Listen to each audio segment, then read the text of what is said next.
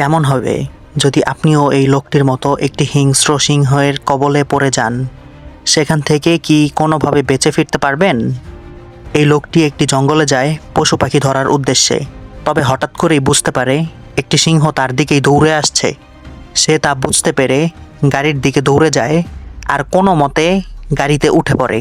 তবে আমরা দেখতে পাই মাত্র 1 সেকেন্ডের জন্য এই লোকটি ভয়ঙ্কর সিংহের পেটে যাওয়া থেকে বেঁচে যায়। কথায় আছে না, রাখে আল্লাহ মারেকে, তার সাথেও এটিই হয়েছে। তারপর দেখা যায় সিংহটি সম্পূর্ণ হিংস্র হয়ে গাড়িতে ঢোকার জন্য পাগল হয়ে যায়। এদিক থেকে ওদিক যাওয়া আসা করছে। গাড়ির মধ্যে লোকটির সম্পূর্ণ পরিবার ভয়ে শেষ। হঠাৎ সিংহটি গাড়ির একটি জানালা খোলা পেয়ে সেখান দিয়ে ভিতরে ঢোকার চেষ্টা করলে লোকটি পা দিয়ে সিংহটিকে লাথি দিতে থাকে।